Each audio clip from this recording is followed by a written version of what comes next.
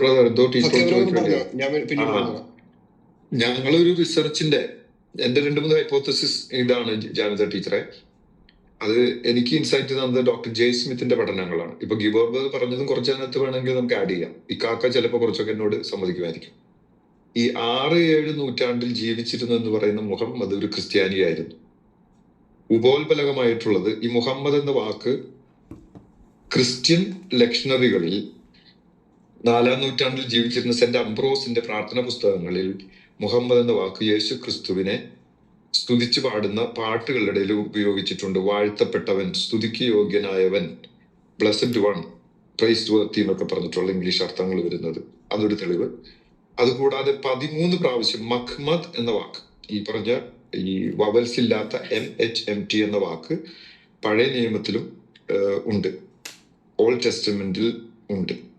അപ്പോ യഹൂദന്മാർക്കും ക്രിസ്ത്യാനികൾക്കും ഈ മുഹമ്മദ് അല്ലെങ്കിൽ മഖ്മദ് എന്ന വാക്കിന്റെ അർത്ഥം യഹൂദരെ സംബന്ധിച്ച് വരാനിരിക്കുന്ന മെശിഹായും ക്രിസ്ത്യാനികളെ സംബന്ധിച്ച് 2ാം വരവിനായി കാത്തിരിക്കുന്ന യേശു ക്രിസ്തു, മരിച്ചു ഉത്ഥാനം ചെയ്തു പോയ യേശു ക്രിസ്തുവാണ്. അതാണ് ആ അറേബ്യൻ പെനിൻസുലയിലുള്ള, ഫോർ എക്സാമ്പിൾ പെട്ര, ജോർഡൻ, അതിൽ സിറിയ, പിന്നെ ഈ പറഞ്ഞ ഇറാഖ് ഏരിയയിലുണ്ടായിരുന്ന ക്രിസ്ത്യാനികള് ഓർത്തഡോക്സ് ക്രിസ്ത്യൻസ് ആണെന്ന് ഓർത്തഡോക്സ് കാത്തലിക് വ്യത്യാസമില്ല.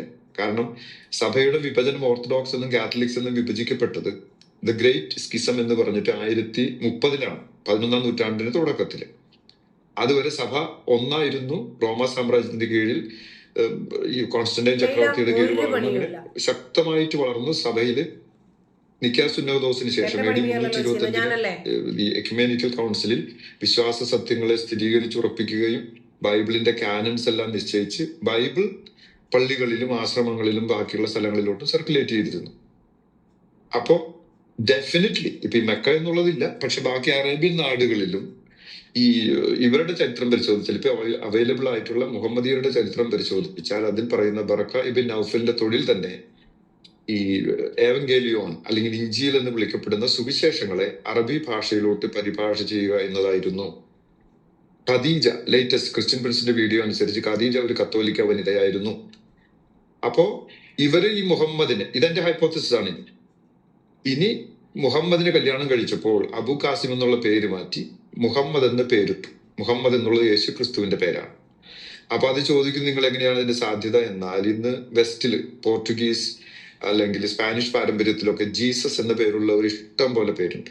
നമ്മുടെ കേരളത്തിൽ അത് കർത്താവിന്റെ നാമം ആയതുകൊണ്ട് അധികം പേര് അത് ഇടാൻ ആഗ്രഹിക്കാറില്ല.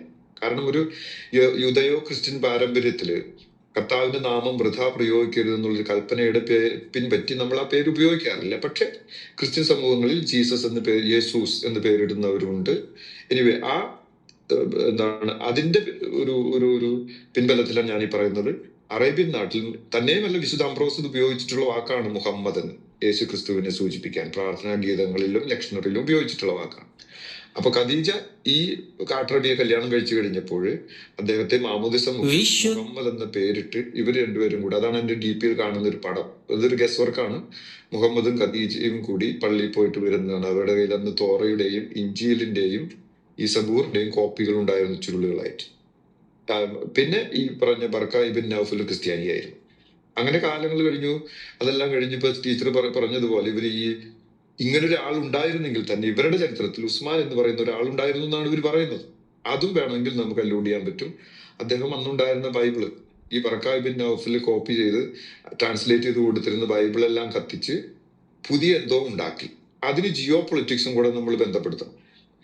6, 7, 8 നൂറ്റാണ്ടുകളിൽ റോമ സാമ്രാജ്യത്തിൽ പിളർപ്പുണ്ടാവുകയും കിഴക്കൻ റോമും പടിഞ്ഞാറൻ റോമും എന്ന് റോമ സാമ്രാജ്യം രണ്ടായി പിളരുകയും, ഞാൻ സഭയുടെ ചരിത്രം അല്ല കേട്ടോ, സെക്കുലർ പൊളിറ്റിക്കൽ ഇതാണ് പറയുന്നത്.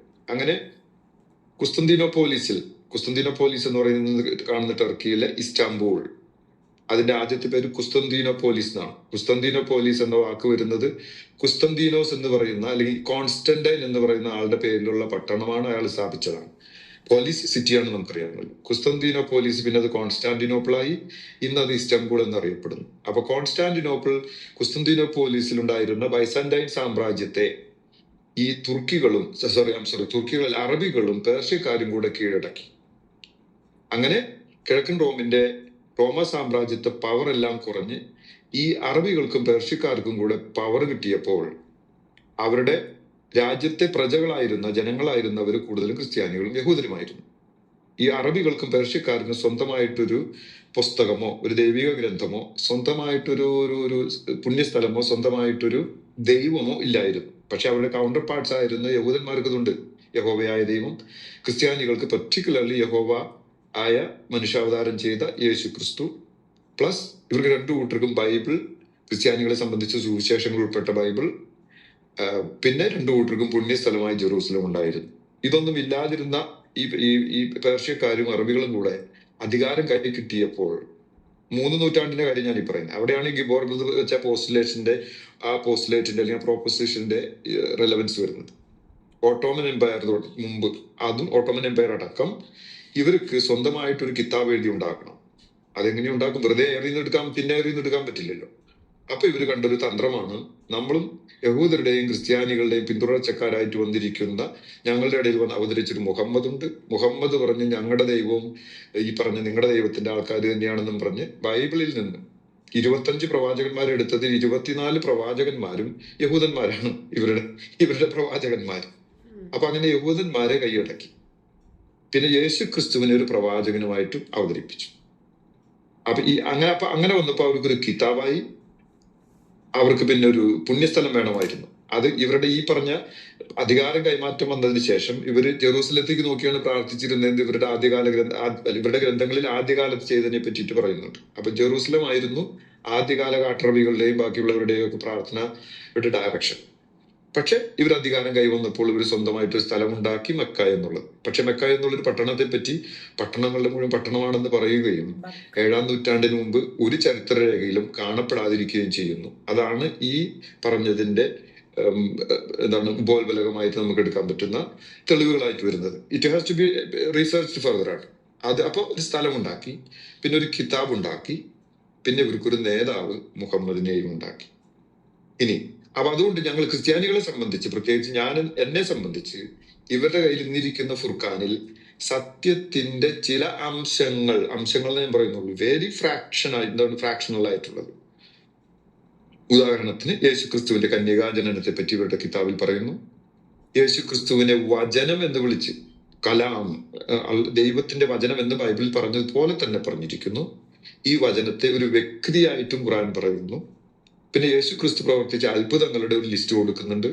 അതിൽ കിളിയെ ഊതി ഉണ്ടാക്കി എന്നൊക്കെ പറഞ്ഞ് ഞങ്ങൾ കണ്ടിട്ടില്ല. പക്ഷെ പാണ്ഡുരോഗി, അതായത് കുഷ്ഠരോഗിയെ സുഖപ്പെടുത്തുന്നത്, മരിച്ചവരെ ഉയർപ്പിക്കുന്നത്, ഇതെല്ലാം എഴുതി ചേർക്കുകയും എന്നിട്ട് ചിലയിടത്ത് പറയുന്നത് ഞങ്ങളുടെ ദൈവം നിങ്ങളുടെ ദൈവം ഒരുമിച്ച് എന്ന് പറഞ്ഞ് ഇങ്ങനെ ക്രിസ്ത്യാനികളെ യഹൂദരെയും കണ്ണിൽ പൊടിയിട്ടുന്നു. പിന്നെ വേറെ ചില ആയത്തുകൾ പറഞ്ഞ് യേശുക്രിസ്തുവിന്റെ 2ാം വരവിനെ പറ്റിയും വിധിയാളനായിട്ട് യേശുക്രിസ്തു വരുമെന്ന് ബൈബിളിൽ പറഞ്ഞ കാര്യങ്ങൾ ഖുർആനിലുണ്ട്. അപ്പൊ ഈ രീതിയിൽ ചിന്തിച്ചാൽ ഇന്ന് ഇവർ കൊണ്ടു നടക്കുന്ന ഫുർഖാൻ എന്ന് പറയുന്നത് അല്ല ശരിയായ ഫുർഖാൻ അൽ കിതാബ്. ഇന്ന് നമ്മൾ ഗൂഗിൾ ചെയ്ത് നോക്കിയാൽ കിട്ടും ദ ബുക്ക് എന്ന് അറിയപ്പെട്ടിരുന്നത് ബൈബിളാണ്, അന്നും എന്നും ഇന്നും. അതിന്റെ അറബിയാണ് അൽ കിതാബ്. ക്രിസ്ത്യാനികളെ യഹൂദരെയും അഹ്ലുൽ കിതാബ് എന്ന ടീച്ചർ ഞങ്ങൾ പലയിടത്തും കേട്ടിട്ട് ടീച്ചറിന് അറിയാമല്ലോ. അപ്പൊ അഹ്ലുൽ കിതാബിന്റെ ആൾക്കാരെന്ന് വെച്ചാൽ ബൈബിളിന്റെ ആൾക്കാരെന്നാണ്. ഈ കിതാബിനെ ഇവരെന്നിട്ട് ശരിവെച്ചെന്നും പറയുന്നു. അതെന്തിനാന്ന് വെച്ച് കഴിഞ്ഞാൽ യഹൂദരെയും ക്രിസ്ത്യാനികളെ മിമിക്ക് ചെയ്ത് ഞങ്ങളും നിങ്ങളുടെ പിന്തുടർച്ചക്കാരാണ്, ഞങ്ങളെയും ഒന്ന് നിങ്ങൾ അംഗീകരിക്കൂ എന്നുള്ളൊരു നിലവിളിയാണ്.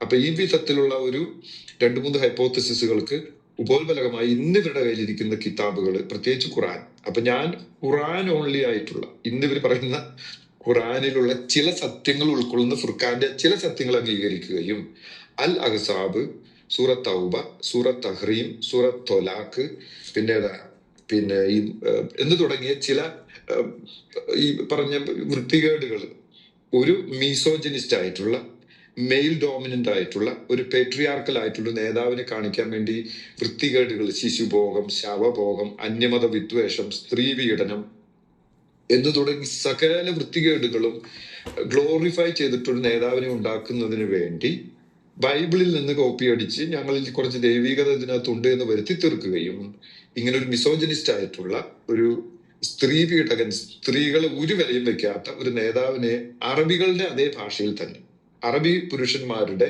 ലൈംഗിക സുഖത്തിനും അറബി പുരുഷന്മാരുടെ മേൽക്കോയ്മയ്ക്കും വേണ്ടി കെട്ടിച്ചമച്ചുണ്ടാക്കിയ കിതാബും കെട്ടിച്ചമച്ചുണ്ടാക്കിയ മതവുമാണ് ഇസ്ലാം എന്നാണ് ഞാൻ സ്ഥാപിക്കുന്നത്. അതിൽ തെളിവ് ഞാൻ ശേഖരിച്ചുകൊണ്ടിരിക്കുകയാണ്. ഇതാണ് എന്റെ പുതിയൊരു താങ്ക് യു എല്ലാവരോടും. ഇത് മുമ്പ് ഞങ്ങളുടെ റൂമിൽ പറഞ്ഞിട്ടുള്ളതാണ്. ടീച്ചർ ഇതിനെ പറ്റി ഒന്ന് പ്രതികരിക്കണം. അല്ല, നിങ്ങളുടെ അറിവിനെ സംബന്ധിച്ചിട്ടാണ് പറഞ്ഞത്. മൊത്തമൊന്നും ഞാൻ അംഗീകരിക്കുന്നില്ല. എന്തായിരുന്നാലും നിങ്ങളുടെ ആശയം പറഞ്ഞു, ഞാനതിനെ ക്രിട്ടിസൈസ് ചെയ്യുന്നില്ല.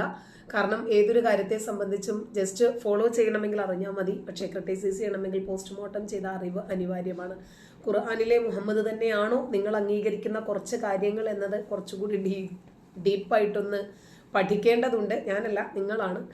അപ്പോൾ മുഹമ്മദിനെ എങ്ങനെയാണ് നിങ്ങൾക്ക് ഖുർആൻ കുറച്ച് അംഗീകരിക്കാൻ പറ്റുന്നു, ബാക്കി അംഗീകരിക്കാൻ പറ്റുന്നില്ല എന്ന് പറയുന്നത് എങ്ങനെയാണെന്ന് എനിക്കറിയില്ല. ഒരു പാക്കറ്റ് ബിസ്ക്കറ്റിനകത്ത് ഒരെണ്ണത്തിനകത്ത് വിഷമുണ്ട് എന്ന് പറഞ്ഞാൽ ഞാനത് മൊത്തം ഒഴിവാക്കാറാണ് പതിവ്.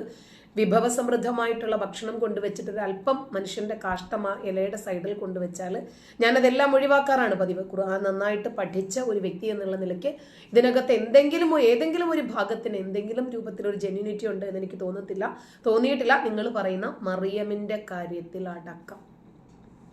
കാരണം തുണി മാറ്റി ഊതി കുട്ടിയെ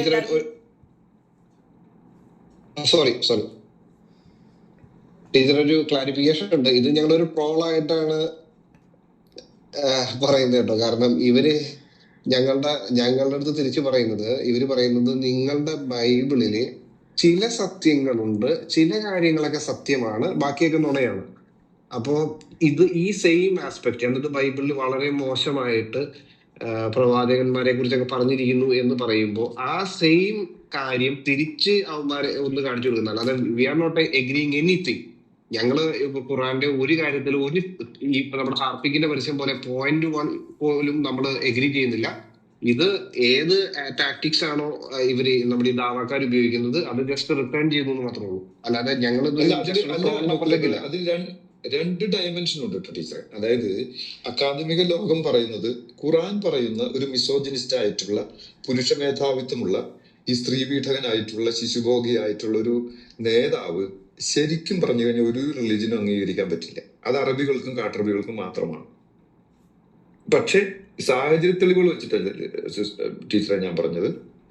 ഈ സൂറ മൈദയിൽ ഒരു കാര്യം പറയുന്നുണ്ട്, ഇതെല്ലാം ബൈബിളിൽ നിന്ന് കടമെടുത്താണ്. അപ്പൊ എന്റെ പ്രോposition ഇതാണ്, ഇതൊരു പിന്തുടർച്ചാ മതമാണെന്ന് വരുത്തി തീർക്കാൻ വേണ്ടി ഇവർ ഇതിൽ നിന്ന് കുറെ കാര്യങ്ങൾ കടമെടുത്തിട്ടുണ്ടെന്ന്. I am not endorsing that.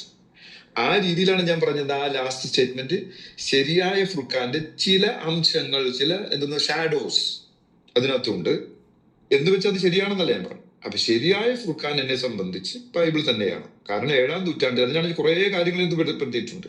Byzantine സാമ്രാജ്യത്തിന്റെ രാഷ്ട്രീയ ഡിക്ലൻഷൻ, പ്ലസ് അറബികളും പേർഷ്യക്കാരും കൂടി യുദ്ധത്തിൽ അവർ തോൽപ്പിക്കുന്ന കാര്യങ്ങൾ, പ്ലസ് അവർക്ക് സ്വന്തമായിട്ടൊരു കിതാബും സ്വന്തമായിട്ടൊരു നേതാവും സ്വന്തമായിട്ടൊരു പുണ്യസ്ഥലവും ഇല്ലാതിരിക്കുന്ന അവസ്ഥ. The place the man the book എന്നാണ് ഇവരുടെ ഈ മതത്തെ പറ്റി നമുക്ക് പറയാവുന്നത്. പ്ലേസ് മെക്ക് ദ മാൻ എന്ന് വെച്ചാൽ Muhammad and the book Quran. ഇത് മൂന്നിൽ ഏതെങ്കിലും ഒരെണ്ണം നമ്മൾ ഡിസ്പ്രൂവ് ചെയ്ത് കഴിഞ്ഞാൽ ഈ മതം ഓട്ടോമാറ്റിക്കലി ഫ്ലാറ്റ് ആവും. ഇതെന്റെ വാദമല്ല, ഡോക്ടർ ജയ്സ്മിത്ത് ആണ് എനിക്ക് ഇതിനകത്തൊരു ഉൾക്കാഴ്ച തന്നിട്ടുള്ളത്.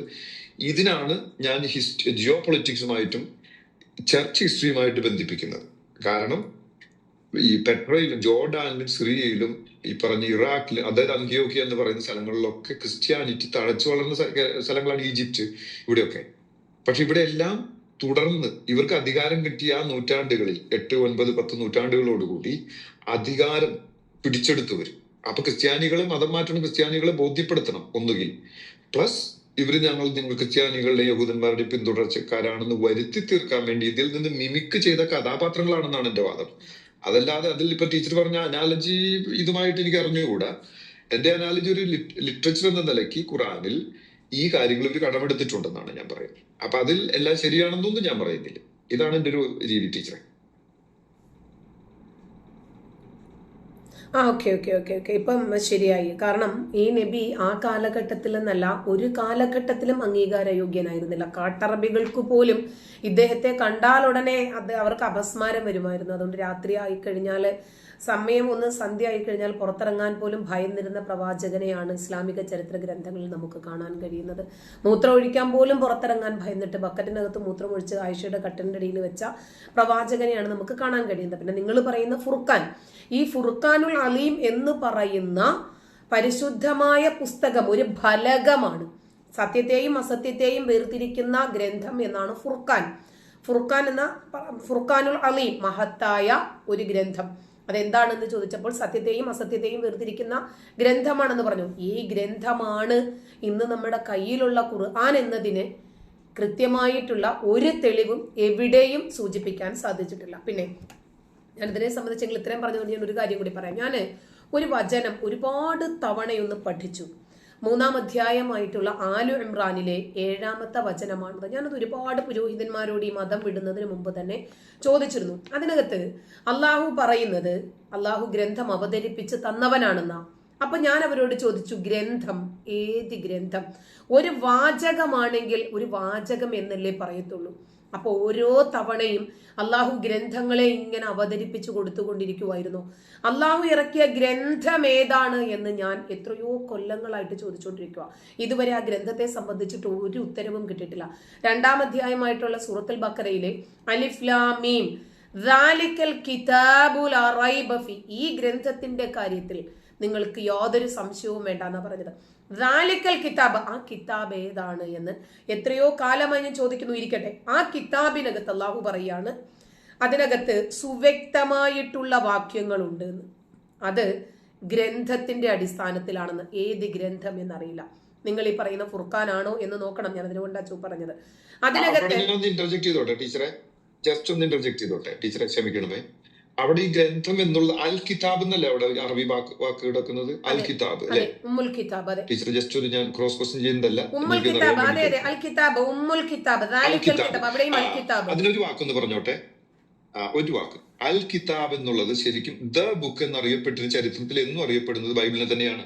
അത് അറബൈസ് ചെയ്തതാണ്. ശരിക്കും അതാണ് എന്റെ വാദത്തിന് വീണ്ടും ഇപ്പൊ ടീച്ചർ പറഞ്ഞപ്പോഴാണ് എനിക്ക് കുറച്ചും, ഇപ്പോഴല്ല, ഞാനിപ്പോഴും അഹ്ലുൽ കിതാബ് എന്നുള്ള ആർഗ്യുമെന്റിൽ the people of the book എന്ന് പറയുന്നത് ദ ബുക്ക് എന്നാണ് എന്നും ബൈബിൾ അറിയപ്പെട്ടിരുന്നത്. അപ്പൊ അൽ കിതാബ് ബൈബിളാണ് എന്റെ വാദം. അതുകൊണ്ട് തന്നെ ഈ ഈ മുഹമ്മദിയർ മൊത്തം അൽ കിതാബ് വായിക്കണമെന്നും യേശു ക്രിസ്തുവിനെ ആരാധിക്കണമെന്നാണ് ഞാൻ വാദിക്കാൻ പോകുന്നത്. എനിക്ക് ടീച്ചർ കണ്ടിന്യൂ ചെയ്തോളൂ. Sorry, thank you. അപ്പോ ഈ കിതാബ് ദാലിക്കൽ കിതാബു ലാ റൈബ ഫീ ഹുദൽ ലിൽ മുത്തഖീൻ, സൂക്ഷ്മതയുള്ള ആളുകൾക്ക് സന്മാർഗമാണ് ഈ ഗ്രന്ഥം എന്ന കാര്യത്തിൽ നിങ്ങൾ സംശയിക്കുകയേ വേണ്ട എന്ന് പറഞ്ഞു. ആ കിതാബ് ഏതാണ് എന്ന് ഇതുവരെ ഒരു ഉസ്താദുമാരും പറഞ്ഞു തന്നിട്ടില്ല. അങ്ങനെയാണെങ്കിൽ നേരത്തെ ഒരു പുസ്തകം ഉണ്ടാകണമല്ലോ. ആ പുസ്തകത്തെ കുറിച്ചിട്ടാണ് പറയുന്നത്. മറ്റത് 23 വർഷക്കാലത്തിനിടയിൽ മുഹമ്മദിന് തോന്നിയതാണ് ഇതെല്ലാ വാചകങ്ങളും എന്നാണ് ഞാൻ മനസ്സിലാക്കിയിട്ടുള്ളത്. കാരണം ചില കാര്യങ്ങൾ ഓതുമ്പോഴേക്ക് നബി വല്ലാതെ ധൃതി കാണിക്കുമായിരുന്നു. അപ്പോ ജിബ്രീൽ പറയും, ലാ തുഹർരിക് ബിഹി ലിസാനക ലിതഅജല ബിഹി, നീ പെട്ടെന്ന് വെപ്രാളം കാണിക്കല്ലേ, ഞാൻ പറയണത് കേട്ടിട്ട് അവധാനതയോടുകൂടി നീ ഇതിനെ പാരായണം ചെയ്താൽ മതി എന്ന് പറയുമായിരുന്നു.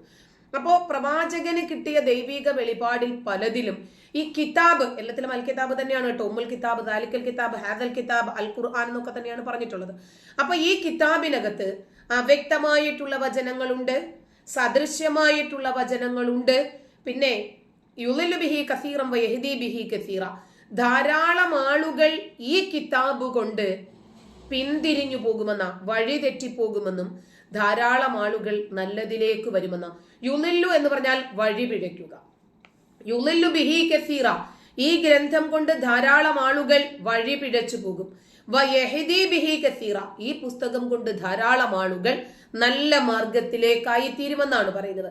അപ്പോൾ താങ്കൾ ഇതിന് മറുപടി പറയണം. അൽ കിതാബ് ബൈബിൾ ആണ് എന്ന് താങ്കൾ പറയുന്നുണ്ടെങ്കിൽ, ഖുർആനിലെ അൽ കിതാബ് തന്നെയാണ് ബൈബിൾ എന്ന് താങ്കൾ വിശ്വസിക്കുന്നെങ്കിൽ, അള്ളാഹു ഈ പറഞ്ഞതിന്റെ അർത്ഥം എന്താ? ബൈബിൾ വെച്ചിട്ട് ആളുകൾ വഴിപിഴച്ചു പോകുമെന്നാണോ?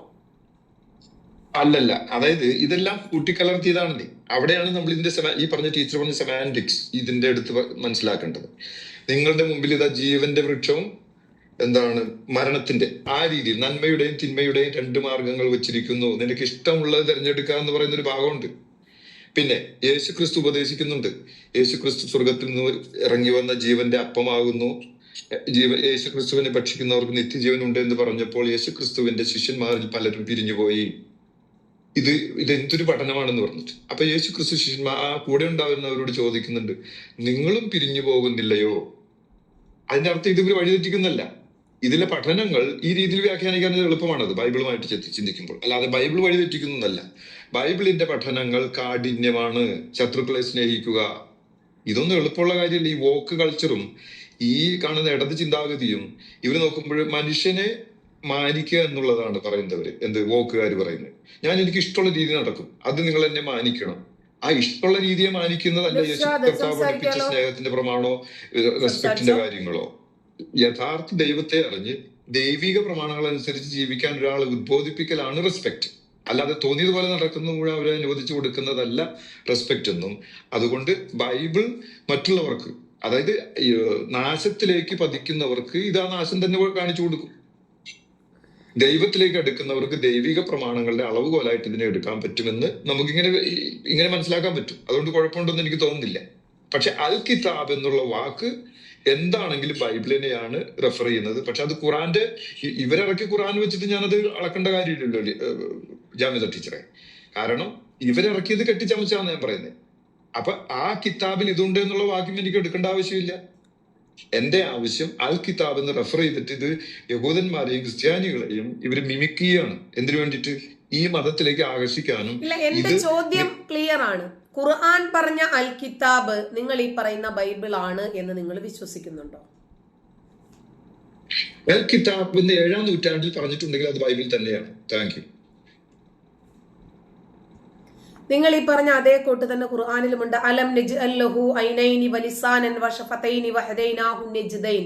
നിങ്ങൾക്ക് നാം 2 കണ്ണുകളും 1 നാവും 2 ചുണ്ടുകളും ഏർപ്പെടുത്തി തന്നിട്ടുണ്ട്. വഹദൈനാഹു നജ്ദൈൻ, 2 മാർഗങ്ങളും രേഖപ്പെടുത്തി തന്നിട്ടുണ്ട്. ഇഷ്ടമുള്ളതിനെ തിരഞ്ഞെടുക്കാമെന്ന് പറയുന്നുണ്ട്. മറ്റൊരിടത്ത് അല്ലാഹു പറയുന്നുണ്ട്, വല്ലദീന കഫറൂ സവാഉൻ അലൈഹിം അൻദർതഹും ലൻ തുദിറുഹും ലാ യുഅ്മിനൂൻ. പ്രവാചകരെ താങ്കൾ അവർക്ക് മുന്നറിയിപ്പ് നൽകിയാലും ഇല്ലെങ്കിലും അവര് വിശ്വസിക്കാൻ പോകുന്നില്ല. മറ്റൊരിടത്ത് അല്ലാഹു പറയുന്നുണ്ട്, ഇന്നല്ലാഹ ഖസ്തുസ് സബീൽ. അതായത് ഓരോ ആളിനും സന്മാർഗം നൽകേണ്ടത് അല്ലാഹുവിന്റെ ബാധ്യതയാണ്. പക്ഷെ അല്ലാഹു അത് നൽകിയിട്ടില്ല. വയുളില്ലു ബിഹി കസീറൻ വയഹ്ദി ബിഹി കസീറ. കുറച്ച് ആളുകളെ മാത്രം അല്ലാഹു സന്മാർഗത്തിലേക്കാക്കും, കുറച്ച് ആളുകളെ അല്ലാഹു ദുർമാർഗത്തിലേക്കാക്കും. അങ്ങനെയാണെങ്കിൽ എന്തോ എനിക്ക് ഒരുപാട് കൺഫ്യൂഷൻ ആയി പോയി കേട്ടോ താങ്കളുടെ. അല്ല ടീച്ചർ, അല്ല ശരിയാണ്, അത് കൺഫ്യൂസ്ഡ് ആണ്. ഞാൻ പറഞ്ഞതിന്റെ ടീച്ചർ ഇപ്പൊ പറയുന്നത് ഖുറാന്റെ പരിപ്രേക്ഷ്യത്തിൽ നിന്നാണ്. ബൈബിൾ എന്നുള്ള ആ റിയൽ ഫുർഖാൻ എടുത്താൽ ഇവിടെ 2 വ്യത്യാസം കാണും. ഫുർഖാൻ മീൻസ് സ്റ്റാൻഡേർഡ് എന്നാണ്, ദ മെഷറിംഗ് റോഡ്, അളവുകോല്, സത്യാസത്യങ്ങളെ അളന്നു നോക്കുന്ന രീതി എന്നാണ് ഫുർഖാൻ എന്നുള്ള വാക്കെന്ന് ഞാൻ മനസ്സിലാക്കുന്നു. പക്ഷെ അൽ കിതാബ് എന്ന് പറയുന്ന ദ ബുക്ക്, അത് ബൈബിളാണ്. ഇത് സബൂറും ഇഞ്ചിയിലും എവങ്കേലിയനും ഇഞ്ചിയിലും സബൂറും തൗറാത്തും അടങ്ങിയ, പഴയ നിയമവും പുതിയ നിയമവും അടങ്ങിയ അൽ കിതാബ് അതാണ്. അതിനുമായിട്ട് അത് വെച്ച് തട്ടിച്ചു നോക്കുമ്പോൾ എന്തെങ്കിലും ഇതിൽ സത്യമുണ്ടെങ്കിൽ നമുക്ക് എടുക്കാം എന്നാണ് എന്റെ വാദം. അപ്പൊ ഇത് മിമിക്ക് ചെയ്തപ്പോൾ ഈ പറഞ്ഞ അറബികളും കാട്ടറബികളും പേർഷ്യക്കാർക്കും അധികാരം കിട്ടി. റോമ സാമ്രാജ്യത്തിൽ നിന്ന് അവർ അധികാരം പിടിച്ചപ്പോൾ ഇവര് നോക്കിയപ്പോൾ ഇത് എങ്ങനെ ഈ ജനങ്ങളെ മുഴുവൻ നയിക്കാൻ പറ്റും? ഇവർക്കൊരു മാർഗദർശനം കൊടുക്കണം. പക്ഷെ ഇവർക്ക് ഇവരുടെ മേൽക്കോയ്മ സ്ഥാപിക്കുകയും വേണം. ഈ മിസോജിനിസം, അന്യമത വിദ്വേഷം, ഈ പറഞ്ഞ ഇവരുടെ എല്ലാ നെഗറ്റീവ് ഇതുകളും എന്നാൽ തോന്നിപ്പിക്കണം അവരുമായിട്ട്. അതിന് ഇവർ കണ്ടുപിടിച്ചൊരു മാർഗമാണെന്നാണ്. അതുകൊണ്ടാണ് ഇതിന് ഒരുപാട് വേറെ കാര്യങ്ങൾ, സിൻക്രറ്റിസം എന്ന് പറയുന്ന ഒരു നടപടി മുഹമ്മദ് സ്വീകരിച്ചിട്ടുണ്ട്. നന്മയെയും തിന്മയെയും കൂട്ടിക്കലർത്തി നന്മ ഏത് തിന്മ ഏത് എന്ന് തിരിച്ചറിയാനാകാത്ത വിധം ആശയങ്ങളെ കൂട്ടിക്കലർത്തി വെക്കുന്ന രീതി. അത് ഖുറാനിലുണ്ടല്ലോ. ഇപ്പൊ ജാമിദ ടീച്ചർ പറഞ്ഞതിന്റെ ഭാഗത്തുണ്ടല്ലോ. ഒരു സ്ഥലത്ത് പറയും നിനക്ക് ഫ്രീഡം തന്നിരിക്കുന്നു, വേറെ സ്ഥലത്ത് പറഞ്ഞിട്ടില്ല ഇത് മാത്രം വിശ്വസിക്കണം, നിന്നെ കഴുത്ത് വെട്ടുന്നു, നിന്നെ നരകത്തിലിട്ട് പൊരിക്കുന്നു. അപ്പൊ നന്മയെയും തിന്മയെയും, ഗുഡ് ആൻഡ് ഈവിൾ കൂട്ടിക്കലർത്തി നന്മ ഏത് തിന്മ ഏത് എന്ന് തിരിച്ചറിയാനാകാത്ത വിധം മനുഷ്യരെ വഴിതെറ്റിച്ചു വിടുന്ന ഒരു മാർഗം. അതാണ് സിൻക്രറ്റിക് ഫിലോസഫി. ഇത് കൃത്യം ഖുറാനിലുണ്ട്. അതുകൊണ്ടാണ് ഖുറാൻ പറയുന്നുണ്ട്, ഇന്നത് നിങ്ങൾ അൽ കിതാബിൽ 10:94 എന്താ പറഞ്ഞു? മുഹമ്മദ് നിനക്ക് നാം അവതരിപ്പിച്ചു, നിനക്ക് എന്തെങ്കിലും സംശയം ഉണ്ടെങ്കിൽ നിനക്ക് മുമ്പ് അൽ കിതാബ് വായിച്ചിരുന്നവരോട് പോയി ചോദിക്കാൻ. ഇതിന്റെ ഒരു 100% ഒതന്റിസിറ്റി ഇത് ഇറക്കിയ ആളും പറയുന്നില്ല. അപ്പൊ ഇതൊക്കെ ഒരു മനുഷ്യനിർമ്മിതമാണ് എന്നുള്ളതിന്റെ ഒരു തെളിവാണ്. അൽ കിതാബിന്റെ ആൾക്കാരോട് പോയി ചോദിച്ചാൽ സത്യാസത്യങ്ങളെ തിരിച്ചറിയാമെന്നും അവര് ഈ കിതാബിൽ പറഞ്ഞതിനെ പറ്റി നിനക്കെങ്കിലും ഉണ്ടെങ്കിൽ അതിന്റെ കൃത്യത പറഞ്ഞു തരുമെന്ന് പറയുന്ന 10-94 ഞാൻ തെളിവായിട്ട് എടുക്കുകയാണ്. ഇത് ആദ്യം കേൾക്കുമ്പോൾ ശരിയാണ്, അയ്യോ നിങ്ങൾ ഇപ്പോഴുള്ള ഖുർആനെ എൻഡോഴ്സ് ചെയ്യുന്നെന്ന് തോന്നുന്നു.